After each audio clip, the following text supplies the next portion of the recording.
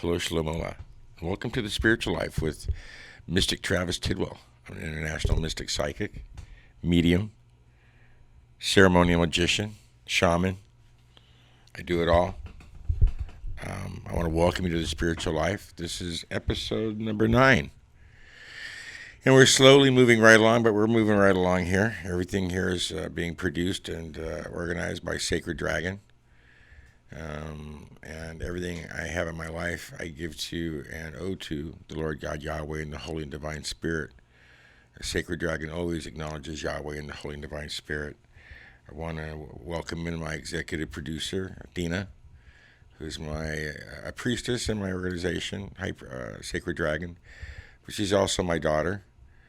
And I'm very lucky to have her producing this podcast for me, as well as recording it. You can go to Travis Tidwell Podcast on YouTube and see these episodes that we're recording here. This podcast is available, obviously, on Spotify, iTunes, and other mediums that carry podcast shows. Our last episode, we were talking about colors, chakras, things of that nature. Hopefully, those of you who have joined in on this episode have that information available for you and have that information stored in your subconscious mind or conscious mind here. We talked in the past about the spiritual body. I'm sure we have at some point. And tonight we're going to talk about how to pick a crystal. We talked about that a little bit in episode 8, but tonight we're going to look at that a little bit deeper because some people make things so difficult here. I'll say pick a crystal. Well, how should I do it? Well, how do you feel like you want to do it? I have people come to me for readings, and if you come to me in person and get a reading, you get a free crystal. And so I have a bowl here on my table, and if you were here, you could probably see it on the camera. It has crystals in it. So when I see you, I'll have you pick a crystal. Whatever crystal you pick will relate to a chakra. Now, here we're talking about how to pick a chakra. So I could look in this bowl right now and see, I'm attracted to this one or that one. That's one of the ways to pick a crystal, is see what you're attracted to visually. Let your higher self work through your visuals, your vision, what you see. Or you can close your eyes and then intuitively pick a crystal and see what that tells you. You're going to find that intuitively you need that crystal in your life. Let's say you pick a red crystal, a jasper, or a red agate of some sort. Then you know that you're dealing with your root chakra, either low energy or maybe you need to raise the energy. That's going to help. If you have low energy, that's going to help raise your energy in your root chakra. It's not only good for physical energy, sexual drive. These stones, once you learn how to work with them, even crystals, then you'll know how to program them for specific things, as all crystals have their own, and stones have their own natural virtues and properties. And so that goes in your personal life. If you're attracted to a lot of red, that means that there's a lot of activity. It's like in tarot, you're wearing the red hat, you're mentally active. You're wearing red shoes, you're physically active. If you have a red stone, you're active. And that would be one way to read that color red for yourself. If you're attracted to the color orange, we know that relates to your navel chakra. That color is telling us that, on some level, you picked an orange stone, that there's stuff going on in your immediate environment at home. Whether it's changing the house around or maybe you have some stomach issues going on, that stone would be a good stone to work with. If you pick a yellow stone, a gold stone, that's your solar plex, your true will and happiness. And that would tell us that if you're attracted to that color, you're working with that color a lot. That's what you're trying to enhance for yourself. We look at the color green, heart chakra, money, love, good health. Green is a good color. It's what the color of grass and the trees are, is green. Money is green. Everything green is good. And so green, if you have a lot of green around you, that's very, very positive for many different reasons. If you pick out a stone, so if you pick out a green stone, it's going to be one of those categories I just talked about, that stone is going to relate to you in your life. If you pick out a blue stone, then we know, and you're attracted to the color blue, and then the blue stone is telling you, hey, there's long distance travel around you or long distance communication.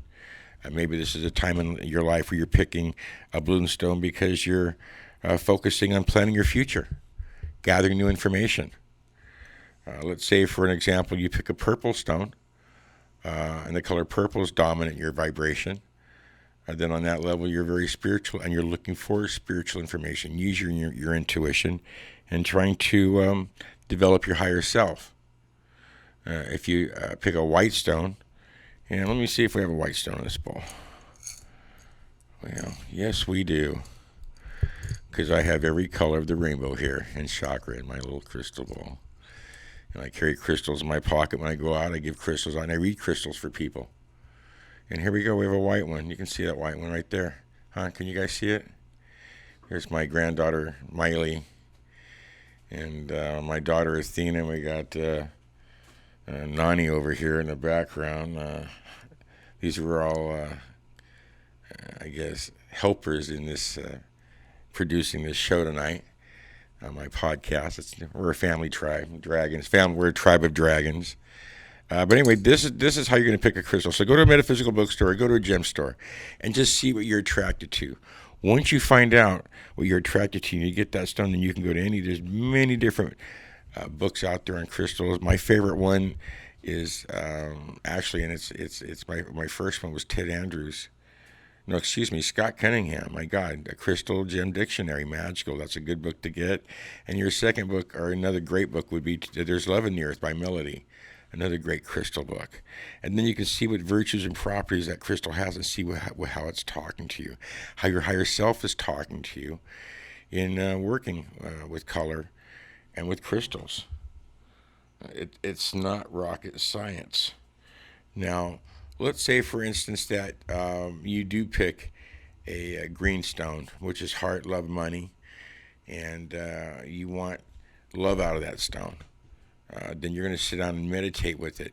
And when you meditate with it, if you're right-handed, you're going to use your right hand to project energy in that stone. If you're left-handed, that would be the receptive side of your body to receive the energy from the stone. So you'd hold, yourself sitting down, putting yourself in a visualization of a divine light pyramid, and that white flame above your head connecting to your crown chakra, activating your higher self, your holy guardian angel, and the divine mind within you. At that point, you meditate and visualize that stone in your hand. You visualize that stone bringing you money or love or good health, whatever the topic is that you need at that time, or the issue going on in your life. And you would visualize by rubbing that hand with your projective hand. You'd rub that energy on that stone, and that's how you start programming a stone for something.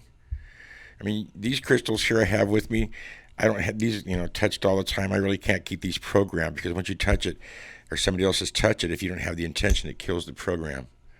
They're that sensitive. But they always emit a positive energy naturally. But if you want to get something specific, you got to charge it. It's just like aiming something, and you want to shoot something, you got to aim it. So, if you're left-handed, then that would mean that that's your projective side, and your right-handed is the receptive. Here's an example. So I have a black obsidian crystal ball. If I want to receive grounding and clarity, I could put this ball in my hand, or anything black in my left hand, my receptive hand, and I would visualize that energy coming into my body and healing me or grounding me, or whatever the virtue is of that stone. I would use my receptive side. Now, let's say that I wanted to send somebody energy or create a thought in the universe. I could put a clear quartz crystal in my hand, and if you could see the one I have on YouTube in this episode video here, you'd blow your mind. It's pretty big. You could see I could project energy with my right hand through this crystal and put that out into the universe. But again, too, with my right hand, this is how I'm going to program this crystal if I want it for love or harmony, happiness, divine spirit. Quartz crystals are universal. You can program them for anything positive. It all has to be positive. You can program these crystals for protection. And if you're having bad luck, or let's use the word misfortune in your life, you can email me at Travis Tidwell, at podcast@gmail.com, and I will answer a spiritual question for you or let you know if you have a curse on you or if you have bad luck. There's a lot of different ways to change energy in your life. I have talked about that on some of my other episodes. I'm hoping in the future we can get something of a premium subscription for people who want to take classes or get more information from me. Sacred Dragon is an organization that is available for you out there who want to become serious and become dedicated to me as a high priestess or a high priest. We're very eclectic in this organization. We are mystics, and I teach and study the mysticism of Kabbalah. Again, I would like to also remind people out there that talk to your angels every day. I say this over and over to people when I read for them. If I tell you who your assigned angel is, or if you think you know who your assigned angel is, that would be the angel for you to start communicating with, and hoping that angel would be listening and respond for you. I use my angels for everything. I'm going somewhere, I want flow in traffic, and I want a parking space. I get it. All my angels come close to me now. Ariel, that includes you. Of course, Ariel is my assigned angel, and that's how I do business for myself. It's all through prayer, meditation. I also do candles for myself and for clients, different types of ritual for change and growth, and all that is available for you, the listener. In an earlier podcast episode, we talked about the word I am that I am. Ever you want to enhance yourself, clear yourself, ground yourself, I am that I am, I am that I am, I am that I am, I am that I am. And you would just repeat that mantra over and over to become God connected. There's many ways to ground yourself. And if you're thinking about picking a crystal, and this is something new for you, then you need to realize that our divine source has created everything here in this universe. Mother Earth is real. This is a living planet, and these stones are living. On that note, I'm going to end this podcast hoping and praying that everybody here receiving this information would receive this information in divine love and light, hoping and praying also, too, that we could have divine peace and love here in 2020 on this planet. Peace and love. And time has come to rearrange.